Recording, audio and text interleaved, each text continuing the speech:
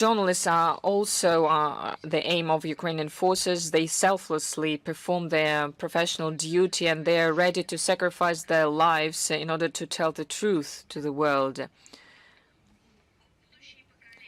And the future generations will refer to this truth as to the evidence of the criminal character of the Kiev regime and the selfless fight of our country for the future of the whole humanity. In the last days, correspondents have suffered irreparable losses. On the 13th of June, Ukraine Nazis attacked NTV film crew in Gorilovka. Cameraman Valery Kozhin died. Alexei Ivlev was injured. On the 16th of June, Ugledar was under attack, and photojournalist of News.ru Nikita Tsitsagi died. Russian law enforcement organs register all the crimes of Ukrainian Nazis. All the criminals are identified and brought to justice. As for the political evaluation of these events, we see silence. We do not hear anything from the international structures that are obliged, that have to say something about this because they're paid for that. They have to give their relevant evaluation, professional evaluation of what is happening on the Ukrainian territory, about this lawlessness against the representatives of the media. First, we tried the OSCE, but then we understood that the work of this structure is blocked by the US and the UK completely, by the NATO community in general. This structure is absolutely not functioning, but UNESCO continues to function. This is part of the mandate of UNESCO as a structure of the UN, and it has to react momentarily, immediately to the security of the journalists. I'm not mistaken, am I? UNESCO dedicated many years to create norms and criteria of the security of the journalists, of their professional activity. It was the work of UNESCO. It had a lot of events on the freedom of speech, for giving the journalists the opportunity to work all over the world, to tell the world about the facts that they see, that they analyze. What do we see? Ms. Azoulay, French citizen, head of UNESCO, and now UNESCO does not pay attention to this topic at all. But they do not have the right to do that. The organization, or nor the organization, nor the Ms. Azoulay, this is their duty. And of what we see from all over the world, it seems that they have to receive money only for that, because they failed in all their tasks and all other tasks they have. Let's see to the cultures of the peoples and the civilizations. We can see this cynical activity of the West to impose their values, their subculture to the world majority. This is the topic where they can show themselves as an independent organization. And I'm speaking about the freedom of speech, security of journalists. But even in this task, UNESCO cannot do anything or cannot say anything, not just because it has fewer instruments, or maybe not enough budget. Maybe this is the fault of the US because they cannot pay their debts. But this is not the reason, because politically the work of this organization, of this structure headed by a NATO citizen, is being blocked. The courts of the Russian Federation, on the basis of the evidence from the investigative committee, continue passing sentences to Ukrainian neo-Nazis committing crimes against civilians. Life imprisonment in absentia is the sentence of the commander of the anti-aircraft missile artillery division of military unit 3057 of the Eastern Operation Territorial Association of the National Guard of Ukraine. This is the Nazi battalion Azov, prohibited in Russia. This is Lieutenant Grip, and he is on international wanted list. Under his order on the 2nd March of 2022, a bus with civilians was attacked and 4 people died then.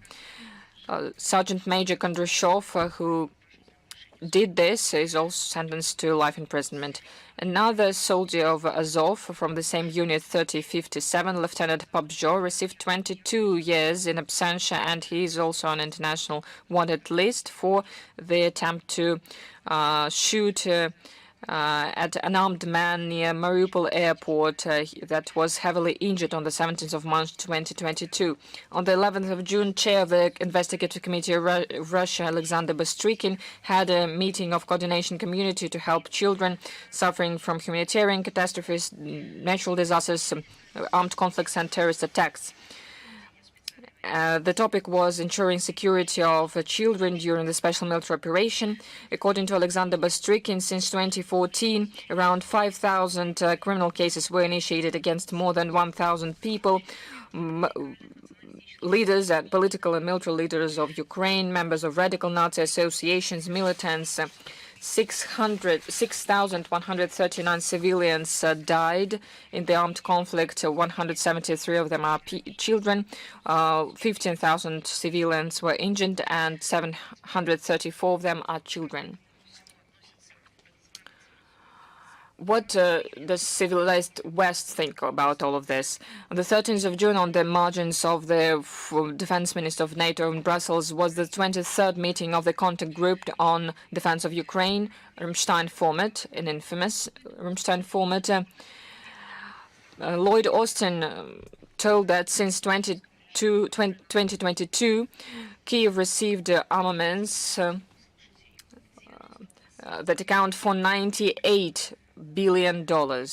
You can imagine how many people in the world could be cured, could receive food, could receive education, how many people could be given a chance to have their own home, for the creation of jobs. Just imagine, $98 billion was allocated to the Kyiv regime only since 2022. But this is not everything.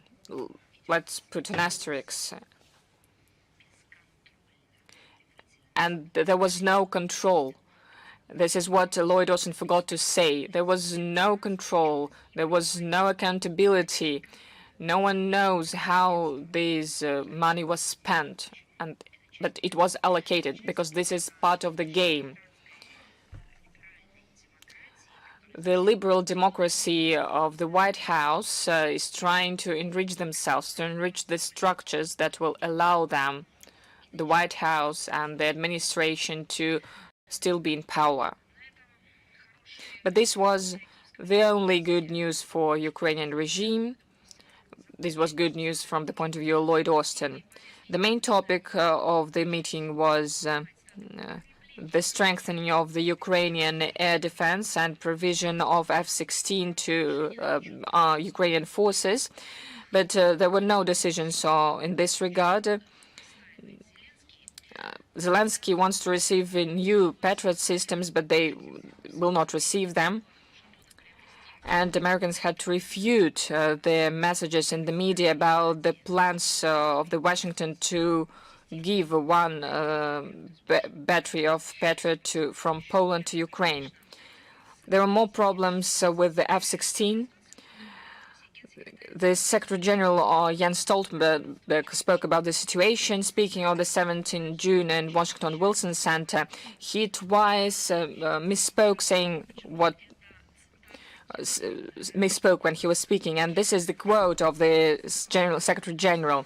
As for the F-16, this means the creation in the future of the NATO air forces. Oh, sorry, he added. Ukrainian air forces. Is it normal? Is it okay? but he said what it is in reality. He continued, Ukrainian air forces that will cooperate with NATO. Let's continue with the quote. Stoltenberg said, the aircrafts of NATO and pilots of NATO. And then he also tried to correct himself, saying that will be pilots trained by NATO. Some may say that this is a Freudian slip, but at the same time, this is like a bone given to the Kiev regime, to the Kiev regime political figures, for them to give this quote to the Nazi battalion, to other regiments, so that they could join this alliance. And the alliance is going to be together with the Kiev regime. Kiev regime is going to be part of NATO.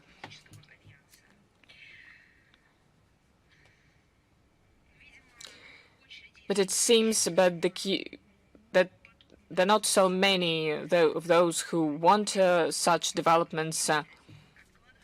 That is why F-16 is not going to be provided at least until August. And Jens Stoltenberg spoiled the mood of Zelensky, saying that the condition. But just think before that. He said it publicly, that the condition for Ukraine to be part of NATO is Ukraine winning over Russia.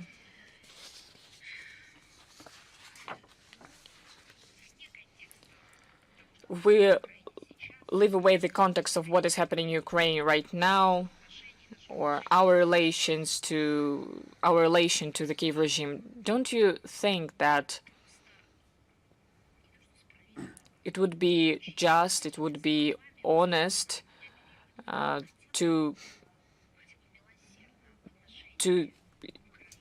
be gracious to Ukraine if NATO supports Ukraine, and maybe say all of this first before pushing it to the abyss with using Zelensky? Maybe they could say it in 2013, 2014, 2015, 16, 17. Stoltenberg. And Stoltenberg, Mr. Stoltenberg and his colleagues, to say for Ukraine to be in NATO as they promised only when they would be able to defeat Russia. How do you think? Would that influence their opinions in Ukraine? I think yes. I think that this would sober up those who were charmed by the words saying that the collective West will be building democracy in Ukrainian territory and will lead it to a bright economic and financial, humanitarian and scientific and cultural future.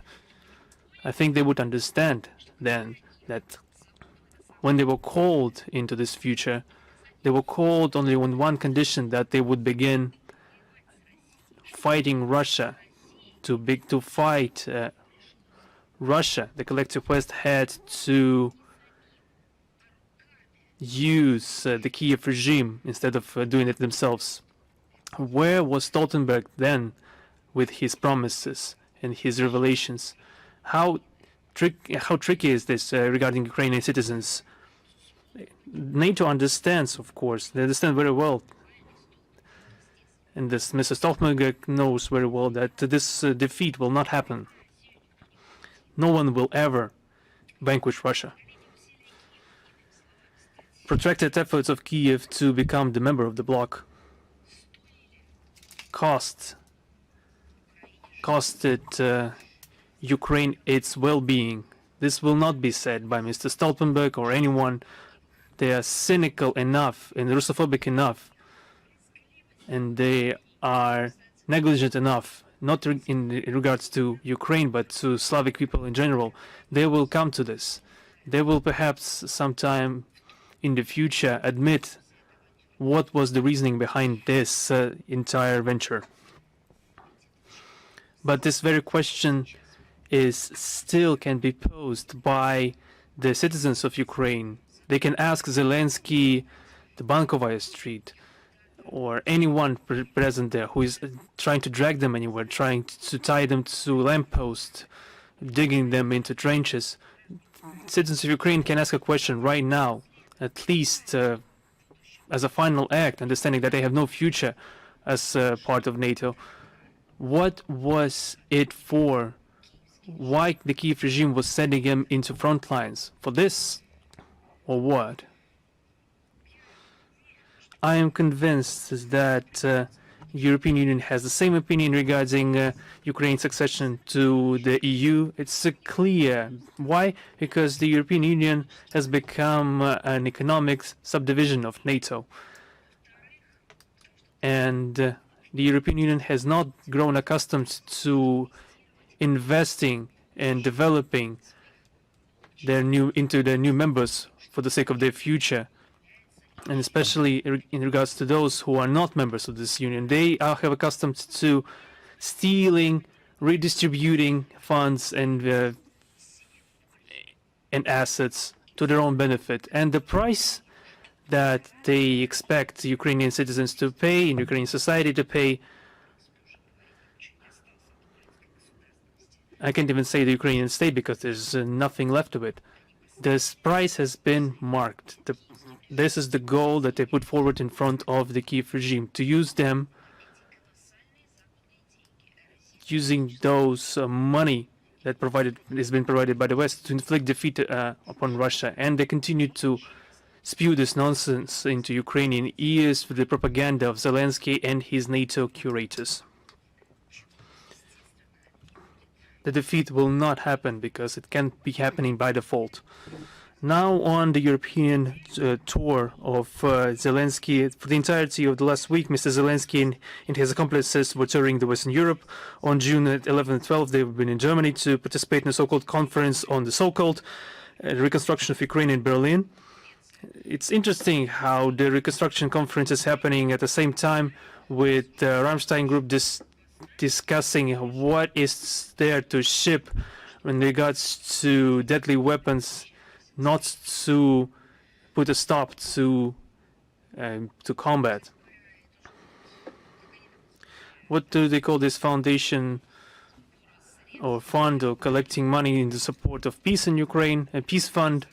This is the same thing. The money were sent to finance combat and combat efforts, and this was the goal behind this foundation organized by European countries. It's obvious that this event was intended to destroy, because a large number of those presents were the representatives of the military-industrial complex, which discussed the drafts of new arms shipments projects to the armed forces of Ukraine. Kiev was reminded of the necessity to fight corruption, and they were pointed to this struggle for the leading place in the European feeding grounds. And the decision to fire Mustafa Naim, the head of the Ukrainian Agency on Reconstruction and Development Infrastructure, was cause for concern. The funds, around 16 billion euros, mentioned during the conference, testified to the desire of the Westerners to appropriate the resources of Ukraine, its industry and agriculture. They're not interested in the fate of Ukraine, nor its agriculture, nor its industry. They are only interested in the speediest and the most elaborate process of turning this territory into the future colony to serve their own interest. And everything else is just collateral. On June 13th and 14th, the Ukrainian delegation was at the south of Italy, where the G7 summit took place. They reached a political agreement on the provision of a loan to Ukraine for $50 billion at the expense of using proceeds from frozen Russian assets. This is blatant thievery now being conducted by G7. This is exclusive information I'm going to share with you, that after the G7 was, так сказать, в виде пресс-релизов наработал. Press releases, they work through this, and the narratives that they issued regarding the extortion of $50 billion through different channels, they started to send us information that, you know, this wasn't us. Those were the other members of G7 who started to, who were going to steal information, my funds from you, but we are not going to do. Every single member did this.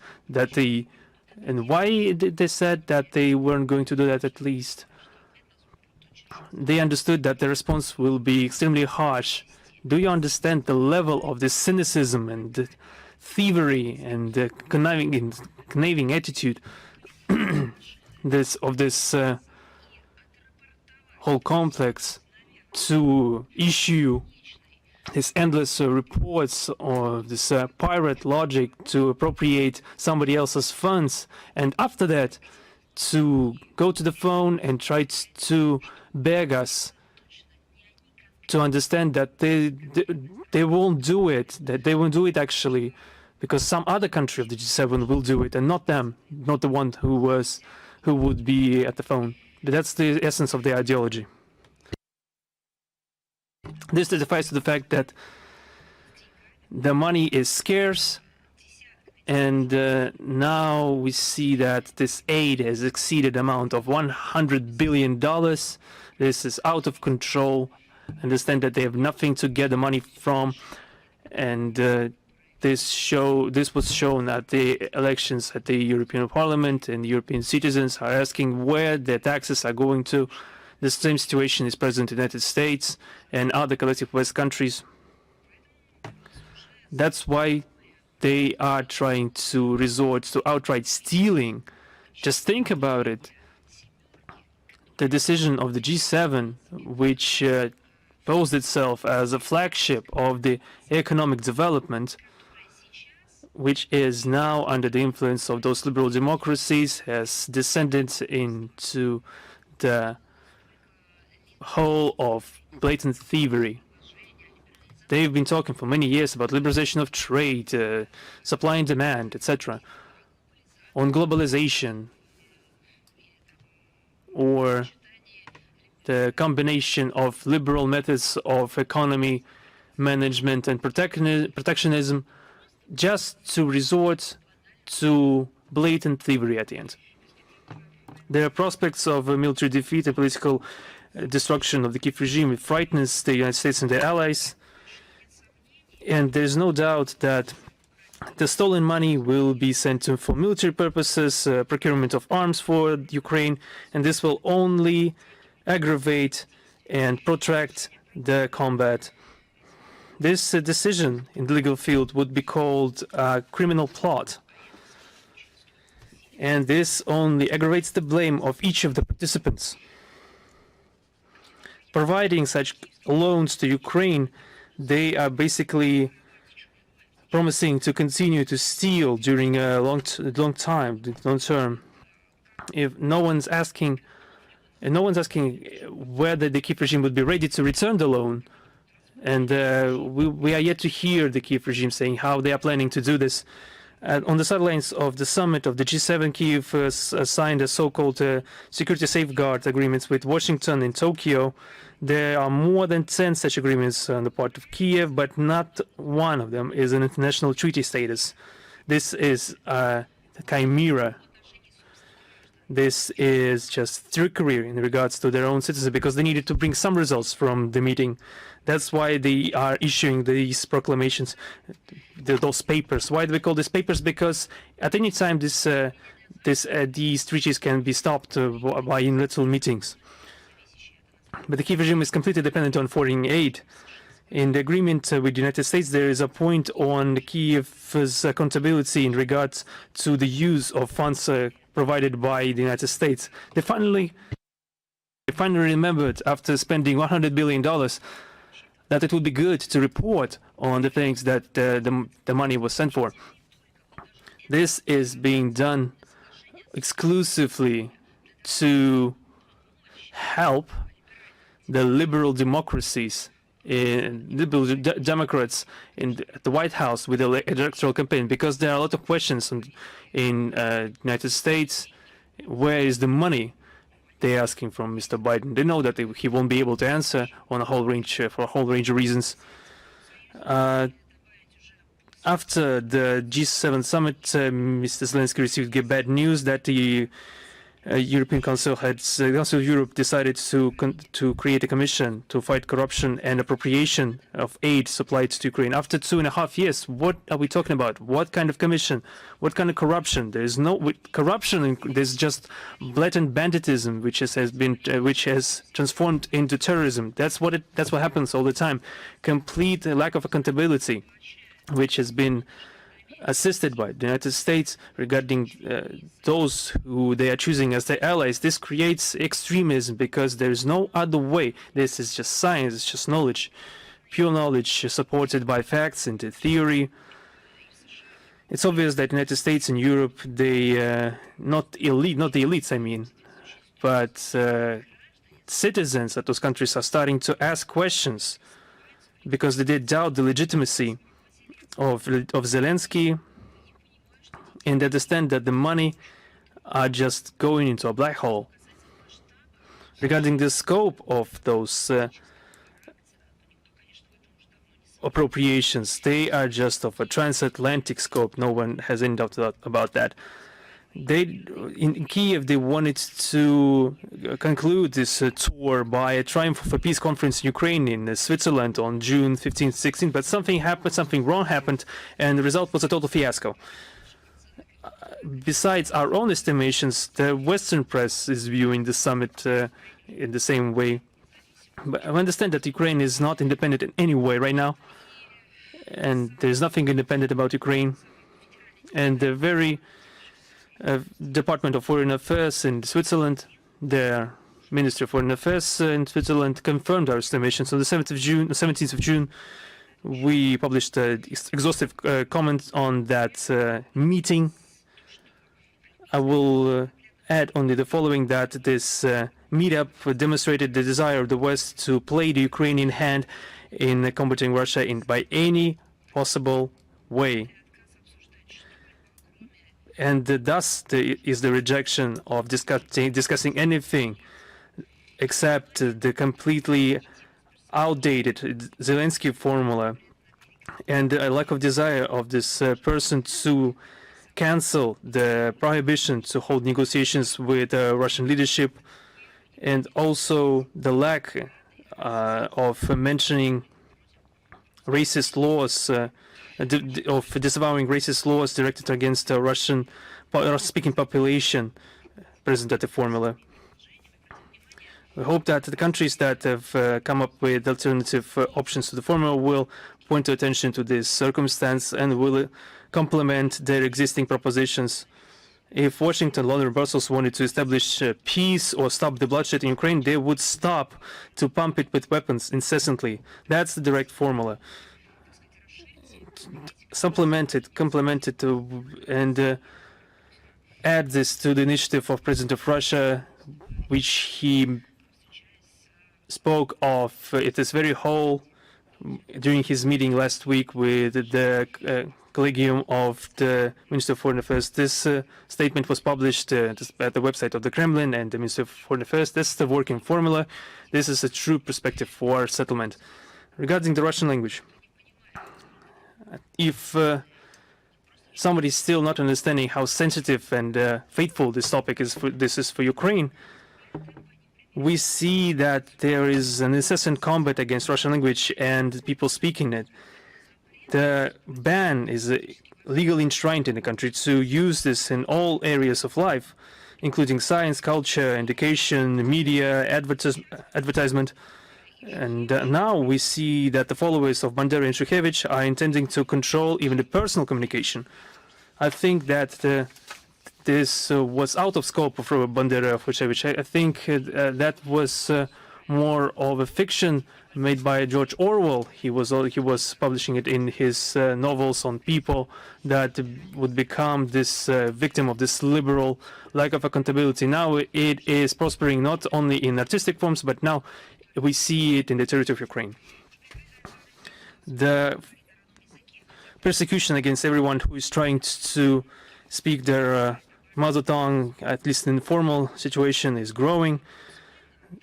the words of language ombudsperson Taras Kremin regarding the fact that pupils and teachers must speak Ukrainian at all times at school, but such requirements are not present at the discrimination laws. We see reports that in Lvov there was a creation of a language patrol consisting of local children watching the refugees from the east of the country not speaking the mother tongue, the Russian language at school. What is the ways of the implementation of this? But what would they do if those people would think in Russia?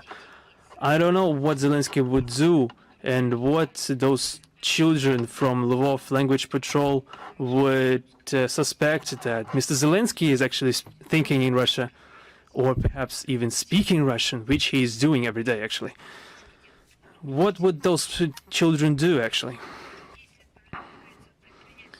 We can't know what actions are presupposed in the case of such violations, but the fact of division of people into overseers and prisoners is not on language. When it comes to language, is not only immoral, but is a reflection of the very fascist order which is imposed by the Kiev regime, is being supported by the West. And the residents of the country are not in agreement with that situation. They're trying to resist in any way they can. Perhaps you saw the video from the so-called evening of networking in Odessa.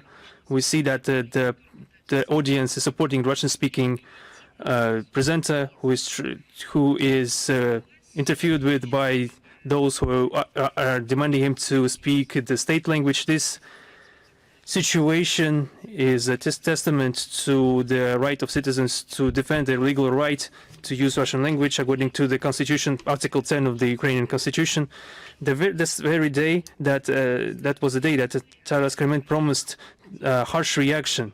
And where is the OCE in that case? Where is the camaraderie of human rights defenders who receive huge funds of money, huge grants to propagate freedom of speech, to protect national minorities, care for language diversity?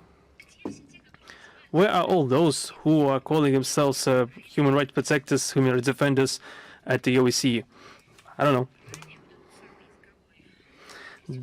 Earlier, this language ombudsperson, the Sprachenführer, as we are calling him, called on the Territorial Center of Social Support or the Military Commissariat to speak only in Ukrainian,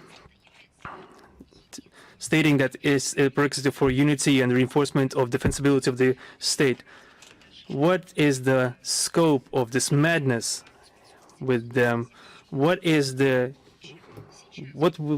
would this reinforce the defensibility of the country? Everything is being supplied to Ukraine, is supplied by the Western countries. Then none of the inscriptions are in Ukrainian on this military equipment.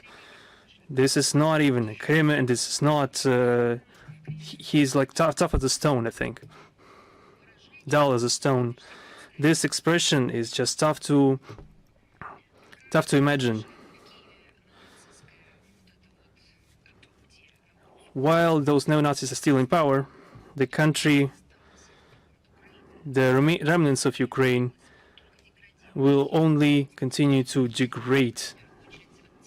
The people will suffer. They'll suffer from those who are true occupying powers of Ukraine, those who occupied Ukraine using United States money, those people that are sitting in Bankovaya Street. This is only small examples of the main trends. This only confirms the relevance of the goals of the special military operation, denazification and demilitarization of Ukraine, and the elimination of threats emanating from its territory. Those goals will be accomplished, as was mentioned by the Russian leadership. Вот, кстати, чуть подробнее.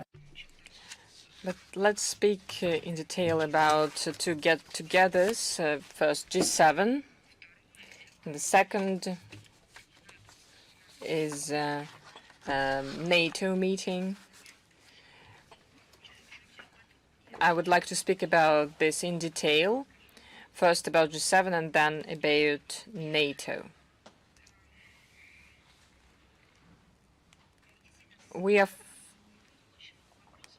There were many questions, and the main question was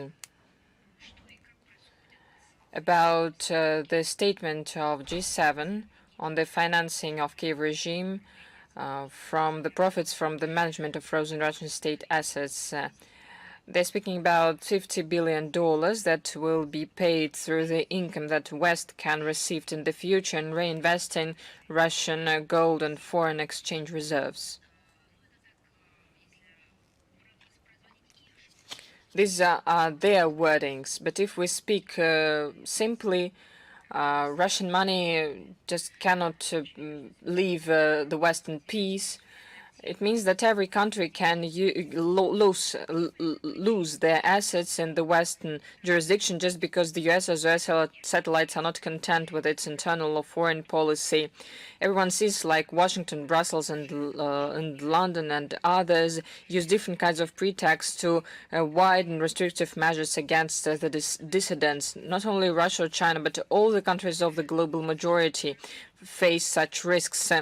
Americans could think that the government maybe is not democratic enough or does not correspond to the scale of democracies that they have, and they could introduce unilateral sanctions. The pretext can be anything. For instance, oppression of their favorite LGBT. That is extremist ideology in our country, or maybe geopolitical orientation, not correct geopolitical orientation. It can be anything. Human rights. And it will be in very wide terms if we're speaking about its interpretation. Everything can be done to freeze someone's foreign assets. The reasons will be created very easily without a regard for law or even morality, because all of this was shattered and trampled by the collective West. We have spoken about this. We know about the consequences of the sanctions and manipulations with some others' property. This has disastrous consequences for world finance system that was created by the Westerners to ensure their dominance in global economy.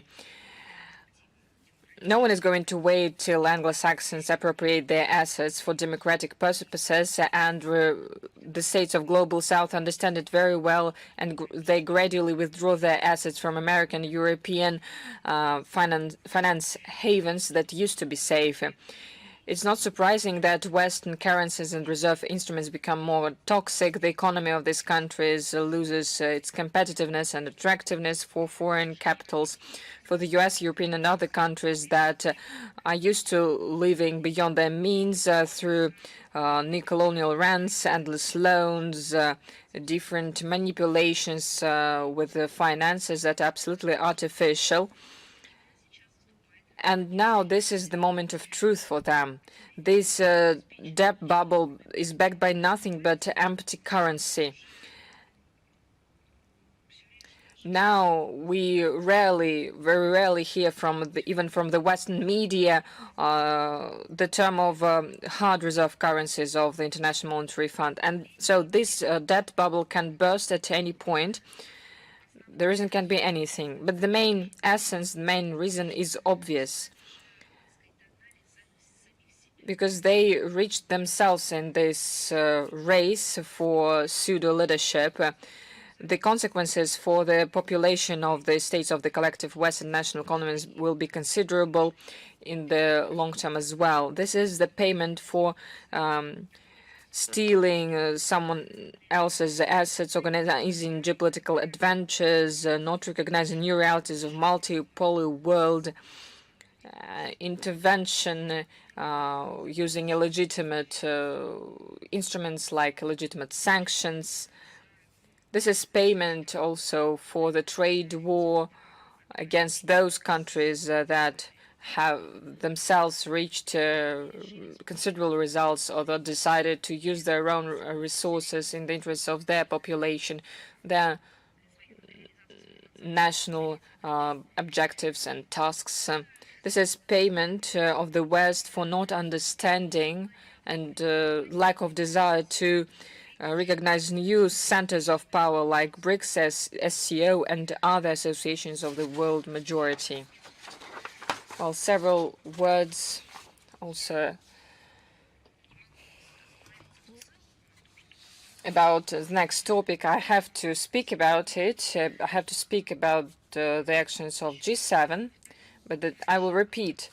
Before G7 said that it is the association of the biggest economies, and now people cannot understand why all the communiques and the statements of G7, of all the meetings of this group, are related to Russia, and they discuss political aggressive plans.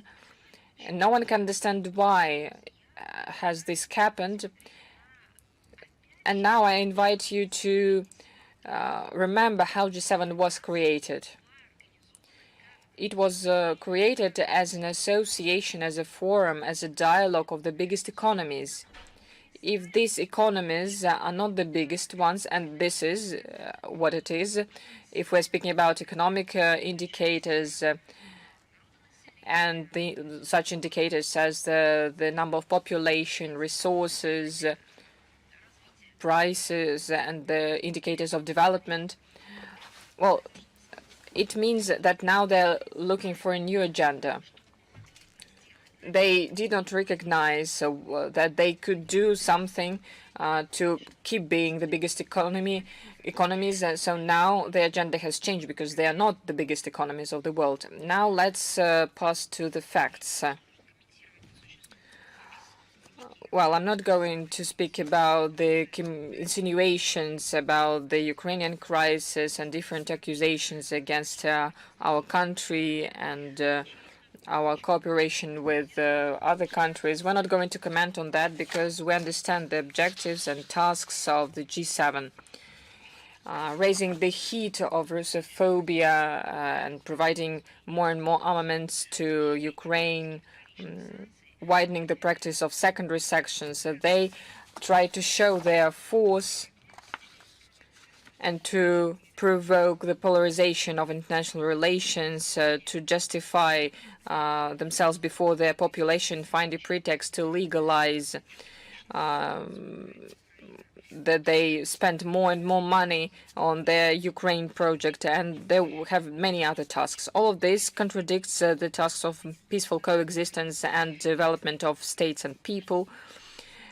I'm not speaking only about global majority, but about the whole world. Such actions show once again that the West is not interested in the peace anywhere.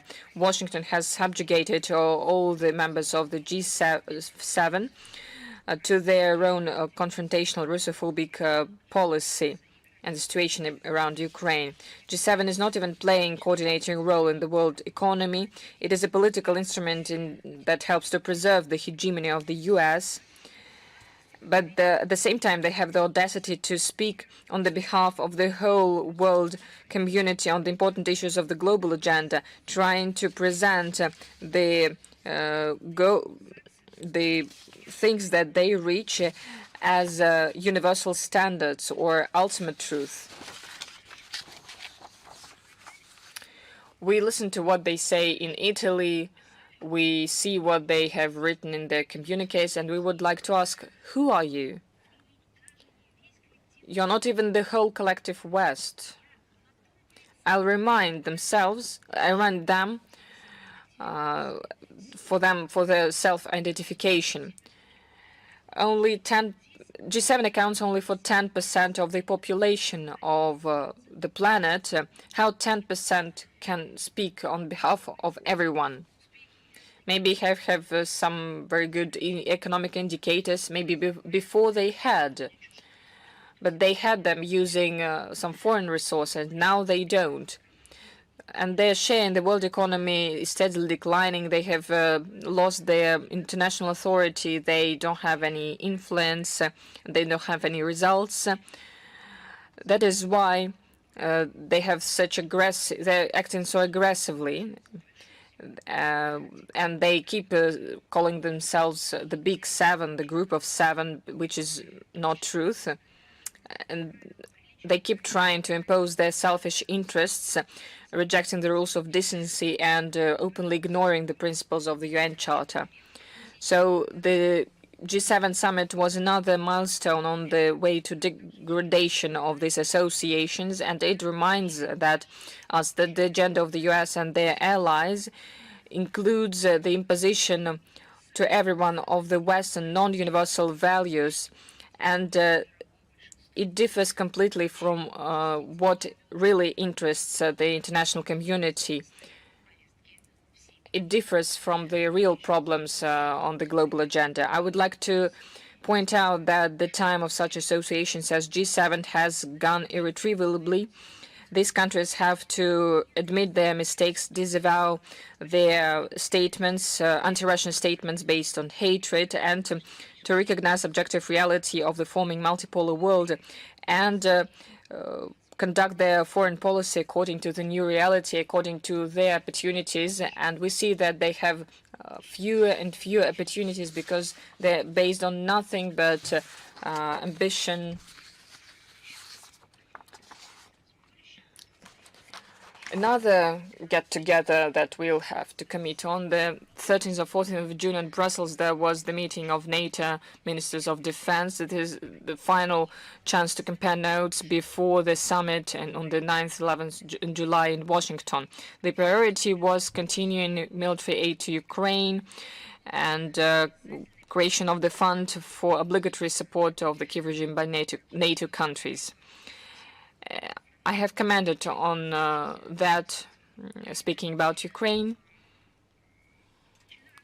At the same time, it is confirmed that Ukraine has the role of an instrument. It's not even a puppet. A puppet, at least, like, does something. But Ukraine is just an instrument of the Washington and its allies in order to inflict strategic defeat on their enemies and also to deter our country.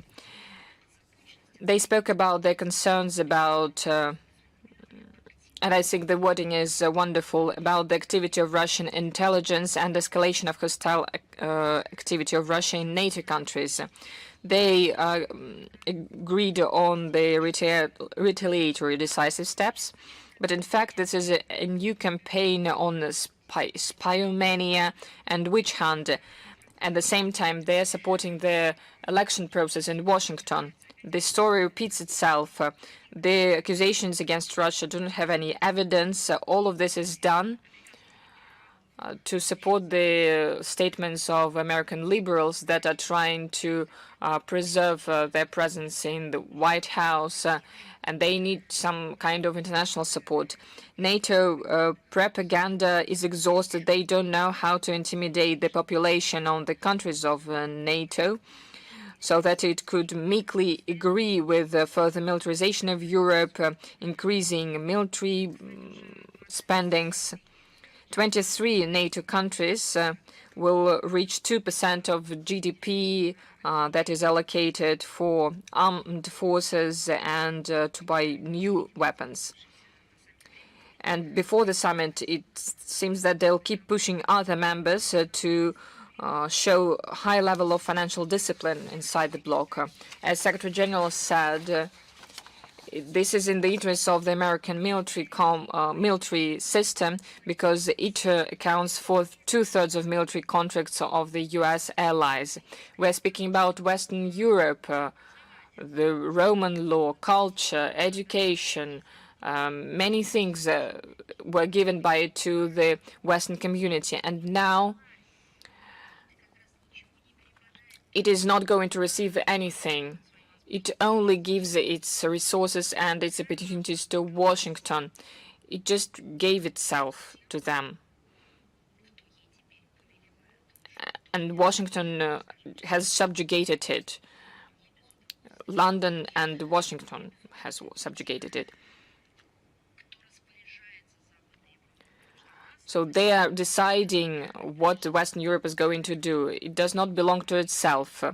It does not belong to the people who live there, to the European continent. It has lost its independence, and it has become, I don't know even what to call it, something resembling a quasi-association of once great nations that lost all of their independence in making decisions, including existential decisions for them. Seeing the results of the Brussels meeting, we can say that the Washington, there'll be another anti-Russian get-together. They'll speak about building up tensions, building up forces and strike assets of the alliance near Russian borders, and also to provide support for liberal Democrats that are trying to preserve their power in the White House. A very important piece of news. Our foreign minister, together with the foreign ministry of the Belarus, have prepared the first report on human rights in several states. We published such reports personally, individually, but now we decided to do it together. This report will be published on the 20th of June at 10 o'clock. 10 o'clock Moscow, so please follow the news on our site. The presentation will be held on the 3rd and the 5th of July during the conference on the 56th session of the UN Council on Human Rights in Geneva and in headquarters of OSCE and Vienna. But I'm going to repeat that it's going to be published tomorrow at 10 o'clock, 10 a.m. Well, the main result of the report is that the main problems in this area are related to the fact that some countries are trying to impose their opportunistic interests as some kind of universal norms. And this way, they implement their aspiration to introduce the rules-based order. As a result, we see that human rights norms are being introduced in some one-sided interpretation. We see bad faith efforts to undermine the main principles of international law through using the rhetoric of human rights violations in order to interfere into internal affairs of sovereign states. We do not see any hints of the Western countries to abandon their confrontational approach in favor of constructive international cooperation. And the much more serious concern is the connivance of these countries to the ideas of racism, the Nazism. And in the West, it has reached the scale of state ideology. For instance, the cancel culture. This is chauvinism. They block the work of the mechanisms working in the UN, OSCE, Europe Council. These mechanisms that deny, condemn, and reject the heroization of Nazism, racism, xenophobia, and intolerance. The very study that has been prepared by joint efforts of the MFAs of both countries differs from the similar United States and European treatises. It has no moralizing attitude. It's using the data from NGOs, human rights NGOs, and it considers the recommendation of international, universal, and regional mechanism in the area of human rights, the documents of committees of the UN system and regional human rights defending protection institute. Our report unifies fact-based information on human rights violations in the formation countries, but the moral evaluation is up to you, the readers.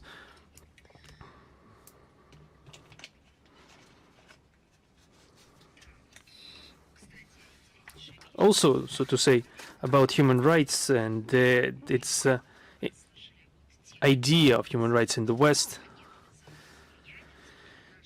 You know about the agents of foreign influence of foreign countries in our country. Some of them are left the country, some of them are remain pretending to be opposition to the government. What are they doing? This is goes together with the question of human rights lexicon that is being used to protect the human rights, as they say. What have they stooped down to?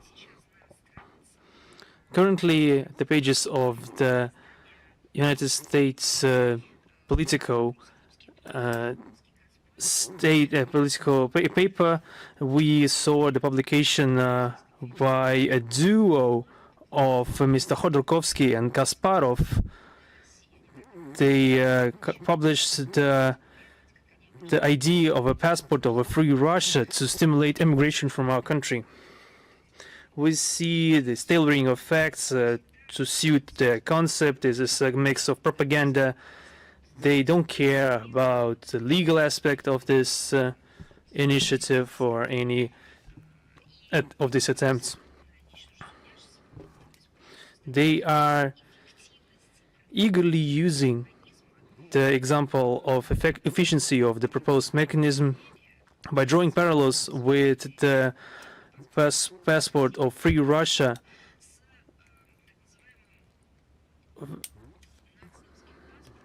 with the nonsense passport, a document issued to the white immigrants during after the First World War, which was issued to people in immigration. This is an example of illiteracy. How could you subsume facts, portraying them as historical truth? The main goal of this article is to separate the citizens of Russia into loyal to the authorities and those who speak against it. Those who speak against it are proposed to be attracted to with some privileges and then to mobilize to fight against the Russian authorities. In my opinion, this surpasses all limits, and we can but notice the point regarding the demands towards the candidates to join this community of free Russia. The candidates would have to swear an oath to the ideals of non-systemic opposition and go through a testing period. What is this? What is this? If any historical parallels have been drawn in the 20th century, we have the only parallel, the infamous Ausweis. Do you remember the paper that was given to the residents of the occupied, Germany-occupied territories of the Soviet Union? The fingerprints are needed to receive this passport, and they are planning to organize this at the platform of embassies of countries that immigrants are located in. This is the example of the degradation of those figures, and I'm even feeling a cringing attitude linked to this ignorance. Those people that they are trying to use people who have no sense of pertaining to a country, no sense of patriotism, to bolster their ranks. We also see the same decadent attitudes when we look at the Olympic movement. And the 25th of June, we celebrate the International Olympic Day. This day takes us back to 1894, where French citizen Pierre de Coubertin declared the creation of the International Olympic Committee, the biggest sporting organization in the world.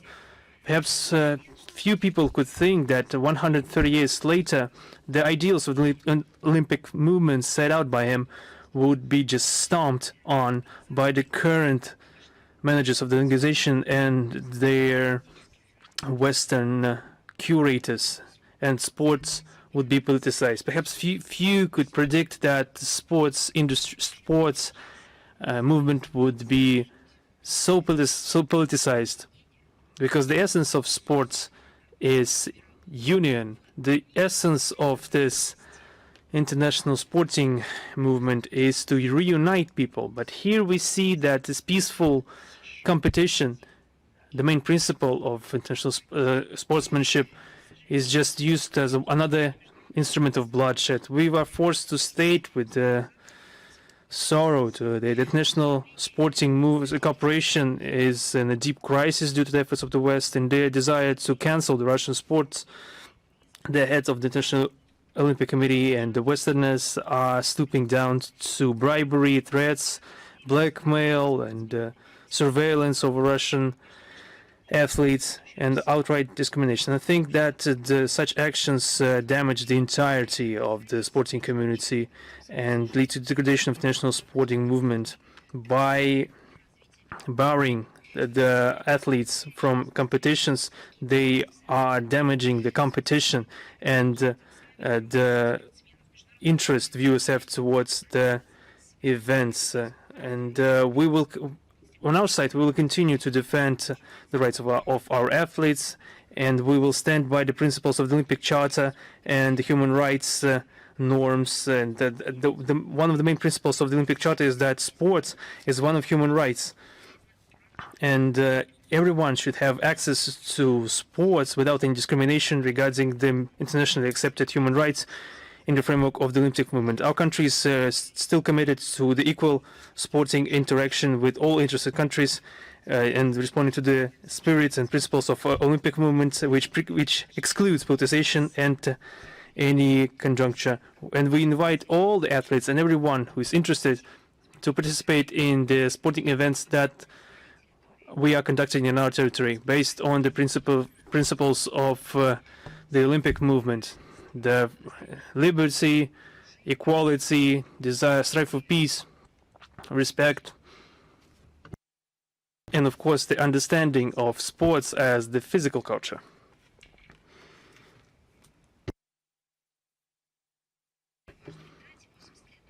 I wanted to mention an important date. 80 years ago, in June 1944, one of the biggest strategic operations the Red Army started, named after the prominent Russian general Pyotr Bagration of the Patriotic War of 1812.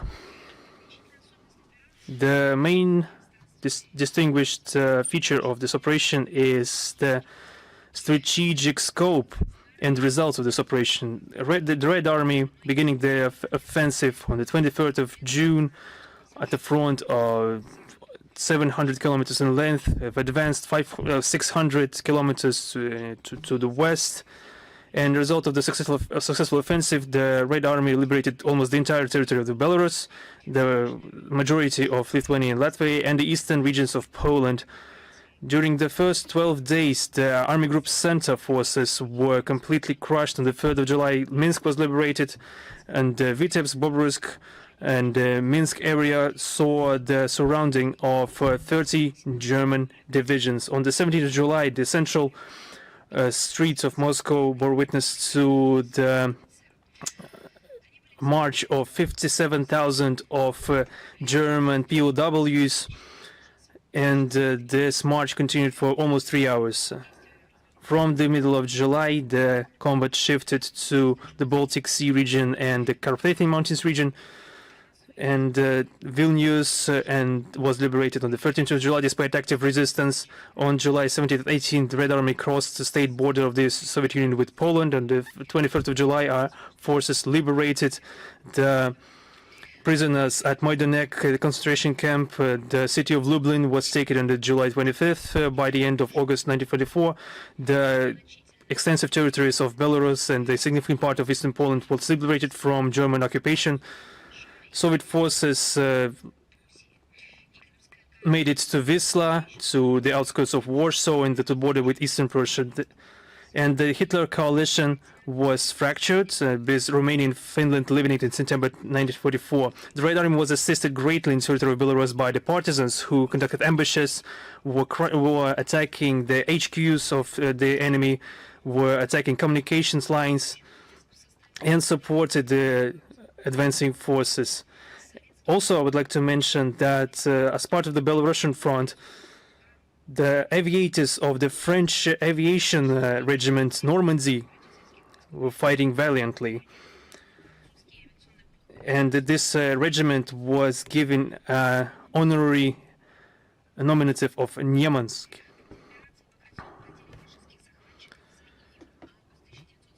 The total losses of the German invaders in June-August 1944 amounted to 900,000 people. We created a new platform, a new stage of operations to conduct further strikes in the Baltic region, East Prussia, in Poland. The Bagration operation was remembered not only as a prominent strategic operation of the Red Army, but it also supported the actions of the armed forces of the United States and the United Kingdom that have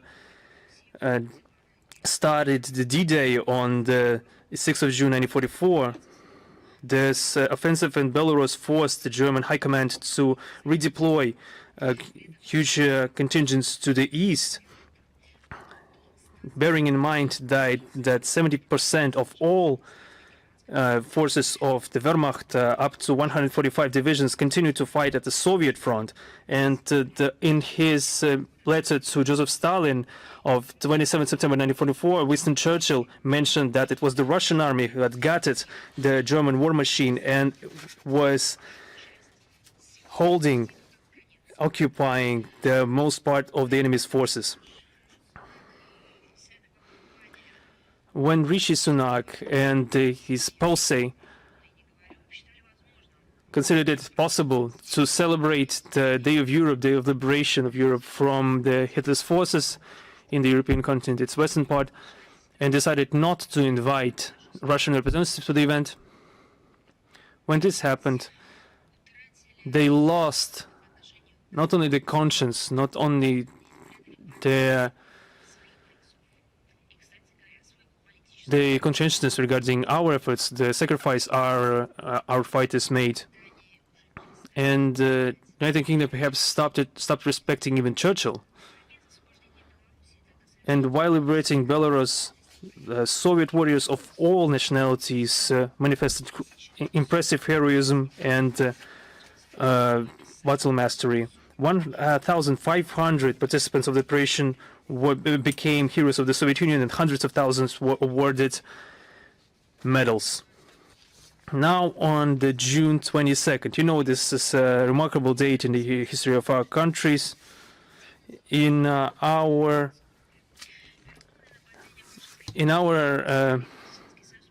tradition, it's called the Day of Remembrance and Sorrow. The treacherous attack of the fascist Germany and satellites against the Soviet Union is still resonates with grief, pain, and resentments for the crippled destinies of millions of people. And as usual, as ever,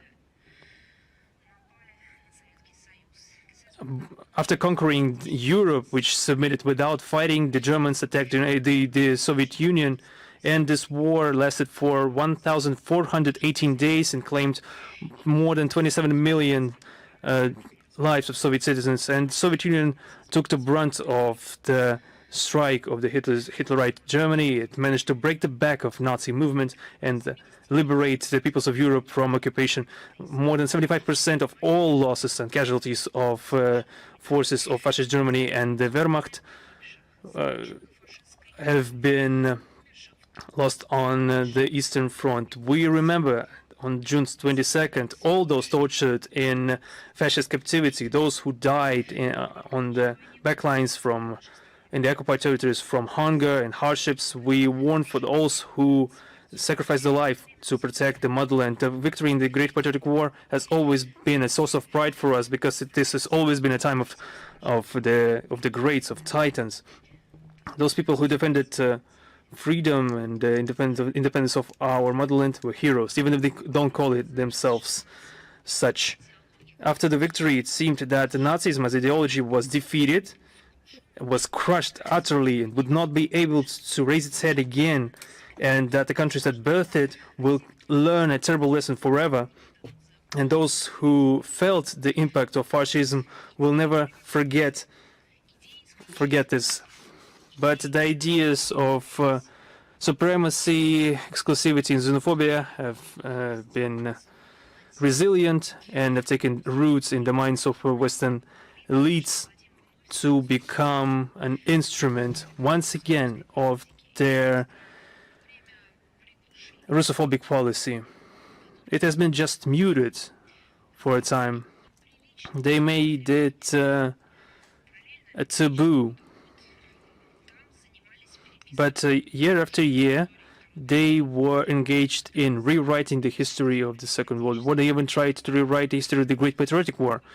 The West consistently was forgetting about the decisive contribution made to the Germany's defeat.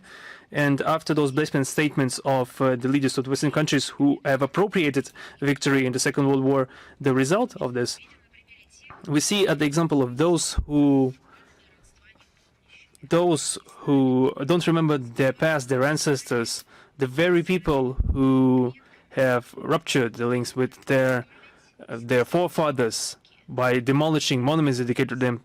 Those memorials have been struck down by the very people that issued from those people. In Ukraine, they have recreated Nazism based on the support of Nazi and fascist criminals who were pardoned by the Western elites, and they preserved, their deals were preserved for the future as stocks, as stockpiles. The historical disgrace of the West, those people that they preserved led prosperous lives, and they were respectable. They were entertained by the elites of the Western countries as if they tried to wash away the stigma of being Nazi henchmen. But you cannot wash away the stigma, because Nazism is not only an external manifestation. We see it we can see it just to point the source of the threat, but Nazism is deeply inside of them. This is something that lodged itself into the brain. This is something that this dehumanizing pandemic, which has no cure other than the knowledge of history, the self-reflection work, the separation of evil and good from each other, and the preservation of historical memory. Not even 80 years later, the Anglo-Saxons tried to use Nazism as a ram to defeat Russia. But now this role is given to the Kiev regime. After the beginning of the special military operation, the collective West instantly started the campaign to cancel the Russian culture, the Russian sports, literature, and in general, the Russian people.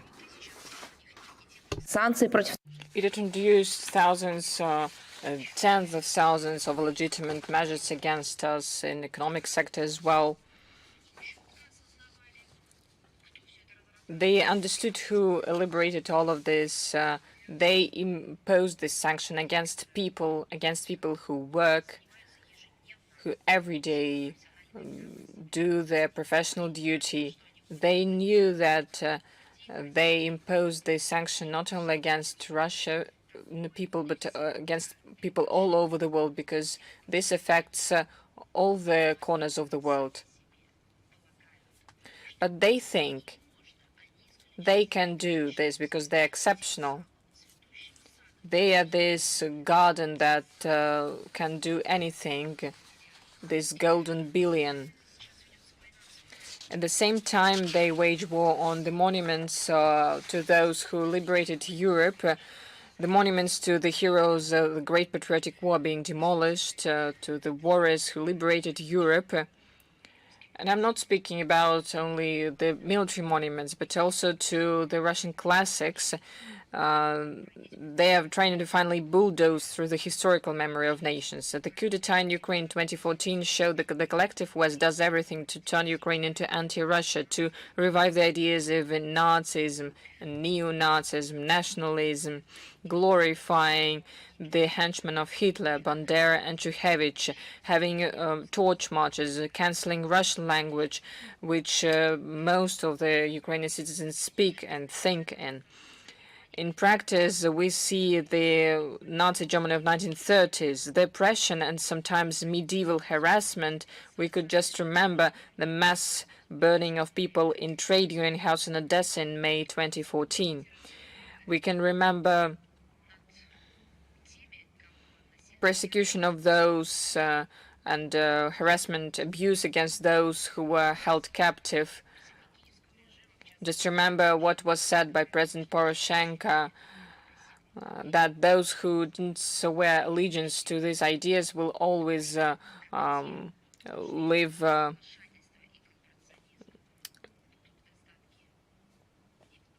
below the ground, and all the others will have all the benefits.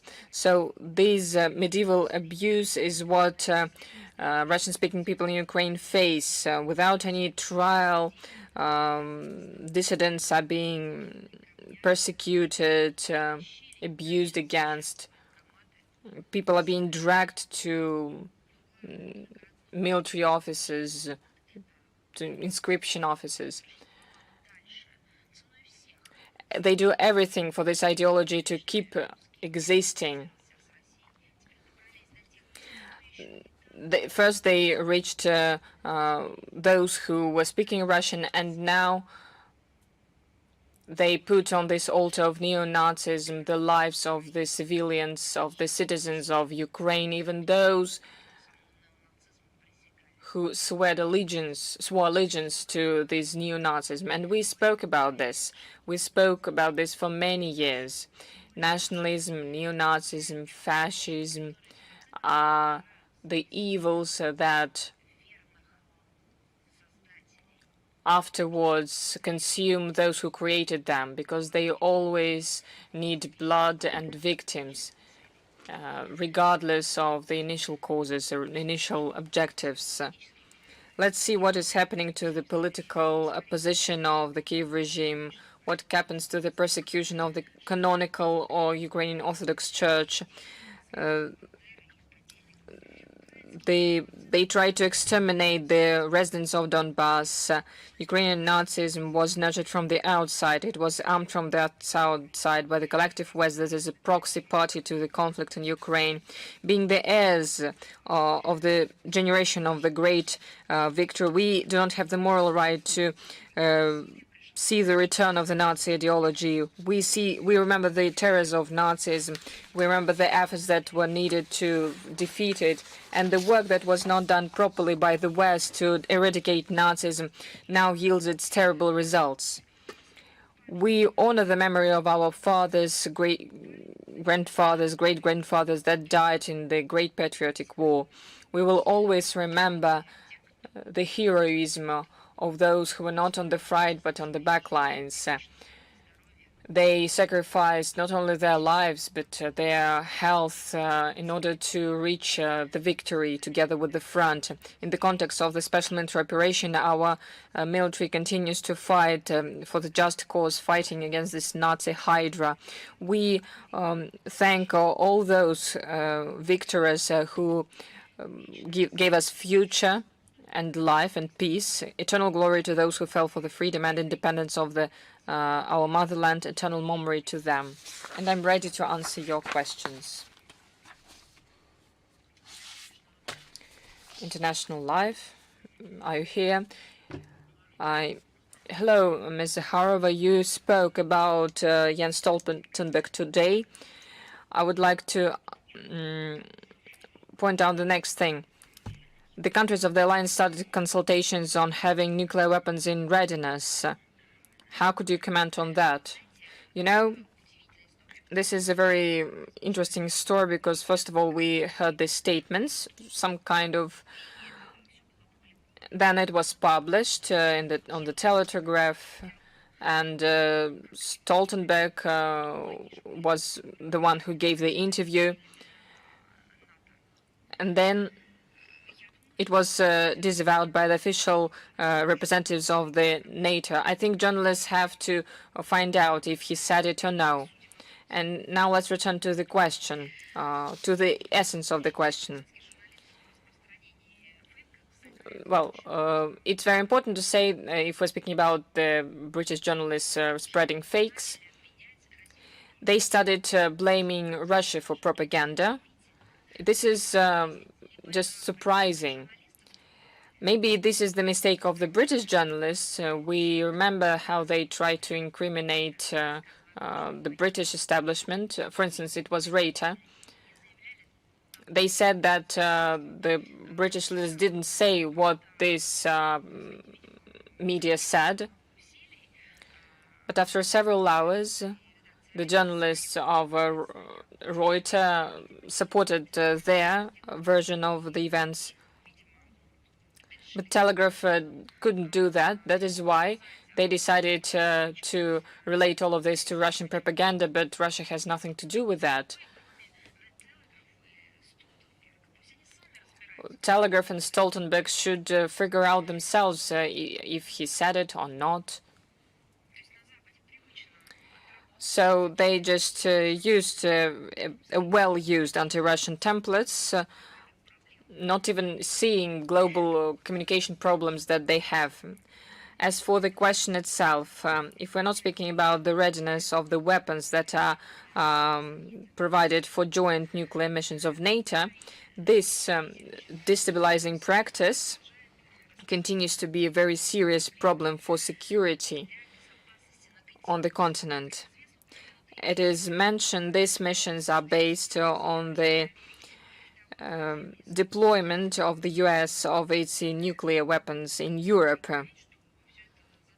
This is located 2,000 kilometers away from the national territory of the US, and it can reach the territory of Russia.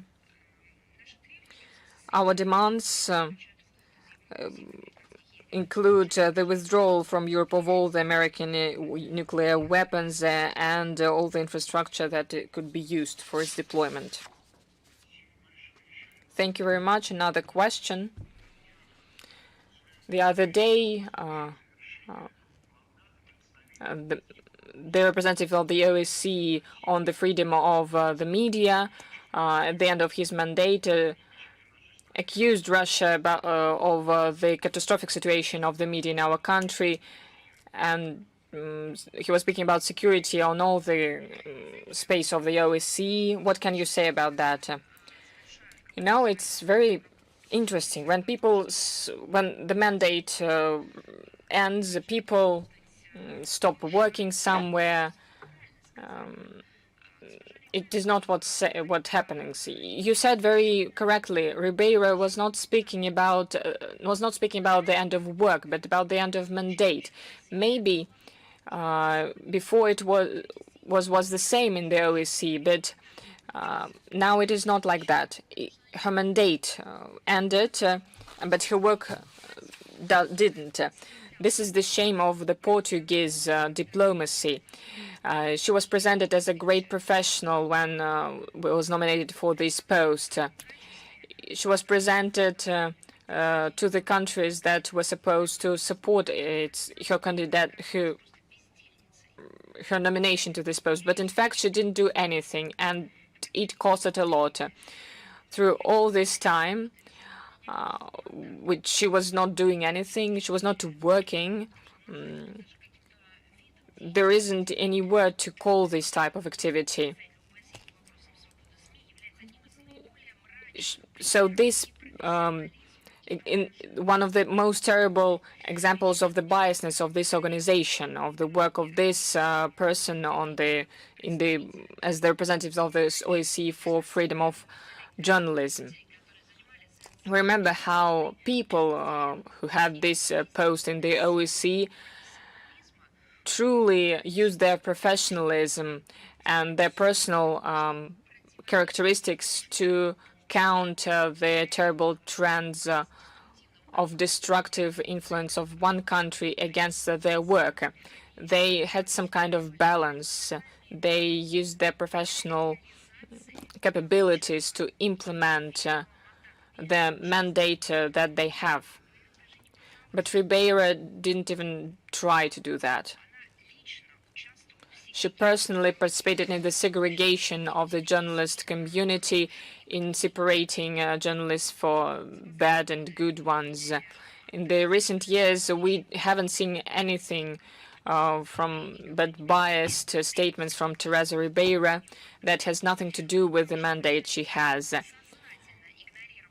She ignored the persecution and abuse against Russian correspondents. The terrorist attacks of Ukrainian forces against Russian correspondents raises a lot of questions, not only about her professional capabilities. We have evaluated her because she doesn't have them. It raises a lot of questions about her human characteristics. So she failed in her mandate. It resulted in the collapse and degradation of this mandate. This is not crisis, this is dysfunction.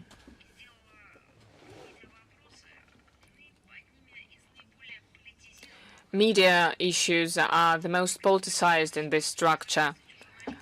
If we're speaking about the security of journalists in OSCE, we need to ask them.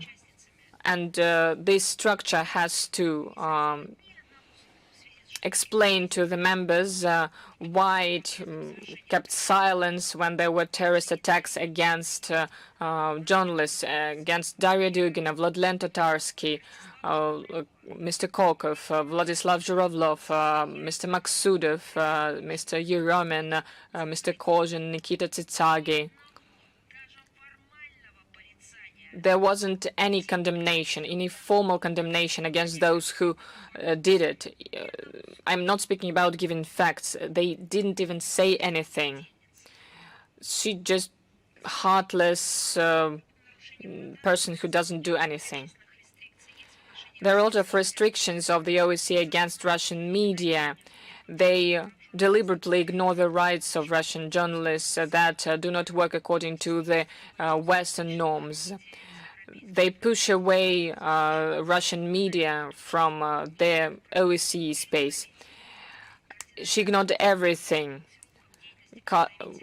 This balance between the work of the office and the organization itself means the degradation in the access to the information in the OSCE countries, and it is a detonator which many people are discussing, which will result in the collapse of all the structure.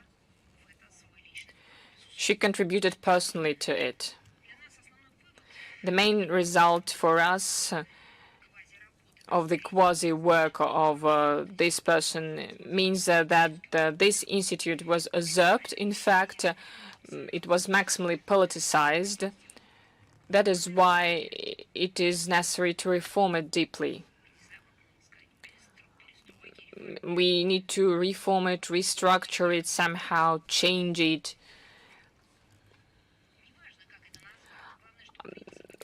The main thing, the principles of this, the work of this institute should be new, because we can face this situation when the representative of this institute does not help to solve problems, but creates problems and the violations. But we need to understand that if the OSCE is capable of reforming itself, not the opportunity, but the capability. A great cluster, the block of its work is being usurped. So the question is how it can implement changes to become more effective. RIA Novosti, are you here? Hello. We're here. We have one question. On the 13th of June, the US, Canada, and the UK issued a joint statement where they accused Russia of undermining democratic process of Moldavia, inciting protests, using criminal groups, corruption schemes, and disinformation. At the same time, they declared support to Maria Sandu in the fighting against Russian destabilization just before presidential election and referendum on Euro integration. How would you comment on the situation in Moldavia? Well, you have two questions. Well, this is just part of one question. They are in the same context. Yes, I understand.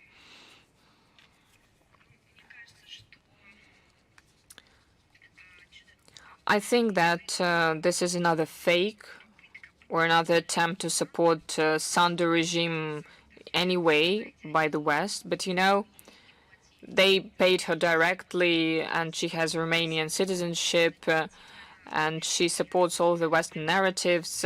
That is why the citizens of Moldavia feel more and more the results of the Sandu activity, the administration of Sandu.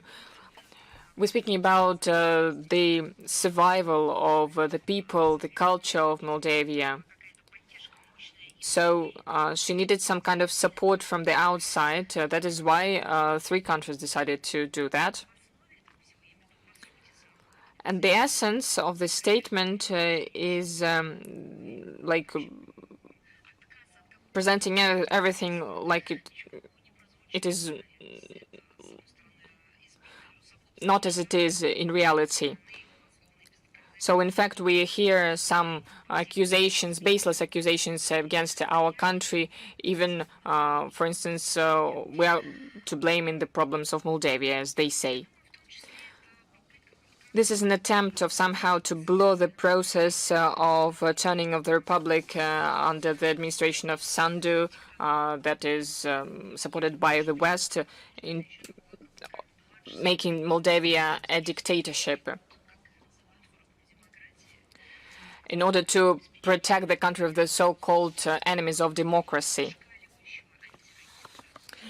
And this is done because her rating, her popularity rating is very low.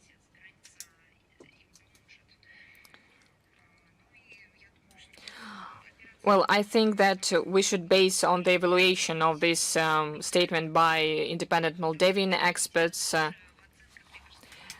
but they didn't have any unanimity in their evaluations. Some say that it's an intervention into the internal affairs of Moldavia, that it is being governed from the outside. But this is something classic. The Westerners